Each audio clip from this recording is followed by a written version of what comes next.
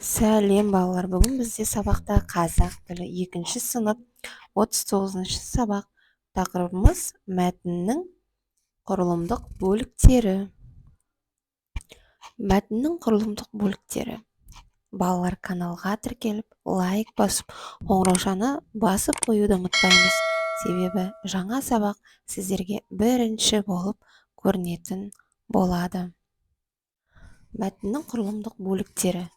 Мәтінді қандай құрылымдық бөліктерге бөлуге болатынын білемін. Мәтіннің мазмұнын анықтауға бағытталған сұрақтар құрастырамын. Оларға жауап беремін. 10-шы жаттығу. Құмырсқа мен қарақоңыз мысалын түсініп оқы.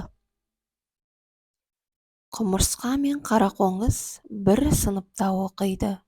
Құмырсқа күнде 5-тік алып, қарақоңыз 2 ала беріпті. Қарақоңыз құмырсқадан: сенің жақсы оқуыңның сыры неде? деп сұрапты. Оның сыры уақыт кестесінде. Қарақоңыз өзінің уақыт кестесін жасайды. Қалай жасаса да уақытын ойыннан артылта алмапты. Құмырсқа ойынға жетпеген уақытты сабақ дайындауға қалай жеткізіп жүр екен деп таңданыпты. Авторы Сансызбай Сарғасқаев. Ал енді балалар, мәтінге байланысты сұрақтарға қарайық. Мәтін мазмұны бойынша сұрақтар құрастыр. Оларға жауап бер делінген. Бірінші сұрақ: құмырсқа күнде қандай баға алады? Құмырсқа күнде 5-тік бағасын алады. Екінші: қарақоңыз қандай баға алады? Қарақоңыз күнде 2 ала беріпті. Үшінші: құмырсқаның жақсы оқуының сыры неде? Құмырсқаның жақсы оқуының себебі ол уақыт кестесін жасайды. Төртінші: қарақоңыз уақыт кестесін қалай жасайды? Қарақоңыз уақыт кестесін қалай жасаса да ойыннан артылмайды. Мәтіннің тақырыбы мен ондағы негізгі ойды анықта. Мәтіннің тақырыбы құмырсқа мен қарақоңыз. Мәтіндегі негізгі ой уақытты дұрыс жоспарлау керектігі туралы.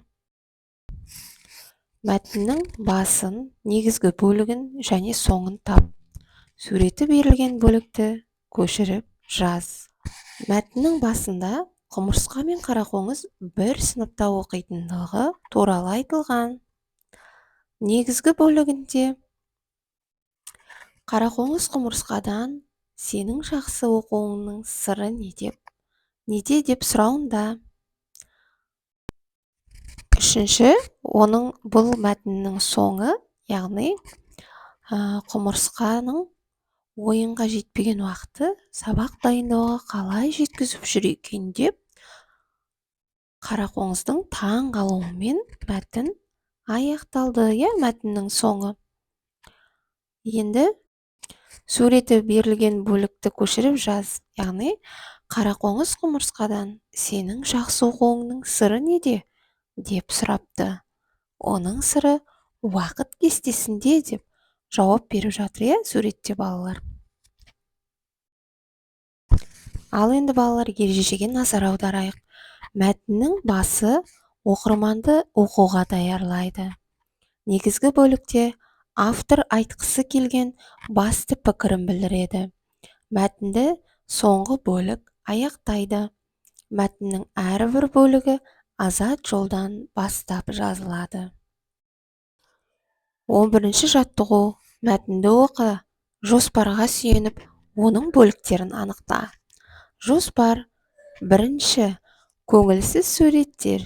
Екінші, жан біткен суреттер. Меруерт табиғат көрінісін салмақшы болып, қара қарындашын алды. Салған суреттері бір түрлі көңілсіз, солғын болып шықты. яғни жоспарда балалар бұл бірінші көңілсіз суреттерге жатады. Екінші, бір кезде қолына түрлі түсті қарындаштар ілікті. Аспанды қара бұлт торлады. Шатыр-шұтыр сары найзағай ойнады. Жоғарыдан көкпеңбек тамшылар төпеп берді. Ал жерде ақ түсті шалшық сулар пайда болды. Яғни бұл мәтіннің екінші бөлігі жан біткен суреттер. Осылайша екіге бөлдік. Мәтінде неше бөлік бар? Олар мәтіннің қай бөліктері? Қай бөлік берілмеген?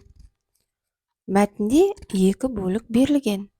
Мәтіннің басы және мәтіннің негізгі бөлігі берілген. Мәтіннің соңғы бөлігі берілмеген. Мәтіннің соңғы бөлігін өзің тауып айтып көр. Меруерт салған суретін аяқтады. Меруерттің салған суреті табиғаттың әдемі көрінісіне айналды. Сурет пен мәтіннің арасында байланыс бар ма? Бар болса, дәлелде. Яғни сурет пен мәтіннің арасында байланыс бар. Себебі мәтінде ақ түсті шалшық сулар пайда болды деп жерде жоғарыдан тамшылар төпеп беріп, жерде ақ түсті шалшық сулар пайда болды деген. Яғни бұл суретте жаңағы қыз бала соны шалшықтарды суреттеп отыр. Аспандағы жаңбыр жауып жатырғандығы барлығы дерлік мәтінде берілген. 12-ші жаттығу. Мәтін тақырыбына сай келмейтін бөлікті алып таста. Мәтінді қайта құрастыр. Ермектің осындай достары бар. Ол достарын жақсы көреді. Мақпал сабақ үстінде ұялы телефонын шұқылаумен болды. Оның бұл қылығы мұғаліміне ұнамады.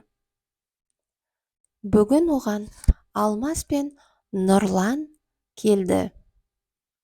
Хал жағдайын сұрап, Ермекке әкелген суретті кітапшаларын ұсынды. Балалардың бәрі сабақта, ал Ермек болса ауырып үйде қалды. Жалғыз өзі әбден зерікті. Балалар, енді мәтінді қайта ретімен құрастырайық. Балалардың бәрі сабақта, ал Ермек болса ауырып үйде қалды. Жалғыз өзі әбден зерікті. Бүгін оған Алмас пен Нұрлан келді. Хал жағдайын сұрап, Ермекке әкелген суретті кітапшаларын ұсынды. Ермектің осындай достары бар. Ол достарын жақсы көреді.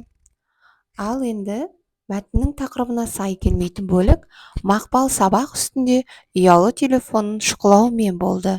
Оның бұл қылығы мұғаліміне ұнамады. Құрастырылған мәтініңе ат қой. Мәтіннің соңғы бөлігін дәптеріңе көшіріп жаз. Мәтіннің тақырыбы Ермек және оның достары. Мәтіннің соңғы бөлігі Ермектің осындай достары бар. Ол достарын жақсы көреді. Балалар, осымен бүгінгі біздің сабағымыз аяқталды. Сау болыңыздар.